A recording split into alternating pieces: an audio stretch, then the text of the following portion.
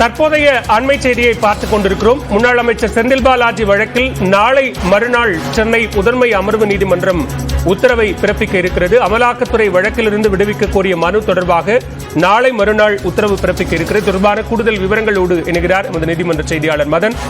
விவரங்கள். சட்டவிரோத பண பரிமாற்ற தடை சட்டத்திலிருந்து விடுவிக்க கோரி ஏற்கனவே செந்தில் பாலாஜி தாக்கல் செய்த மனு மீது அந்த வழக்கு விசாரணை முடிந்து தீர்ப்பை தள்ளி வைக்க கோரி ஏற்கனவே செந்தில் பாலாஜி சென்னை முதன்மை அமர்வு நீதிமன்றத்தில் ஒரு மனு தாக்கல் செய்திருந்தார். அந்த வழக்கை பார்க்கும்போது ஏற்கனவே போக்குவரத்து துறையில் வேலை வாங்கி தருவதாக மோசடி செய்த வழக்கை சிறப்பு நீதிமன்றத்தில் உள்ளது. அந்த வழக்கின் விசாரணை முடியும் வரைக்கும் இந்த வழக்கில் விசாரிக்கப்பட்டாலும் கூட தீர்ப்பு வழங்கக்கூடாது என்று ஏற்கனவே மனு தாக்கல் செய்யப்பட்டு அந்த மனுவானது தள்ளுபடி செய்யப்பட்டது. மேலும் அதை எதிர்த்து தற்போது உயர்நீதிமன்றத்திலும் அவர் மேல்முறையீட்டு மனு தாக்கல் செய்துள்ளார். அந்த மனுவானது உயர்நீதிமன்ற நிலுவையில் உள்ளது.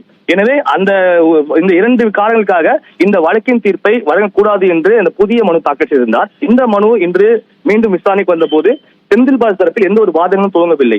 எனவே வாதங்கள் துவங்காத காரணத்தால் இந்த வழக்கின் தீர்ப்பை ஜூலை 12ஆம் தேதி பிறப்பிக்க உள்ளதாக நீதிபதி அல்லி தற்போது தெரிவித்துள்ளார். பாலா, நன்றி மதன், விரிவான விவரங்களுக்கு.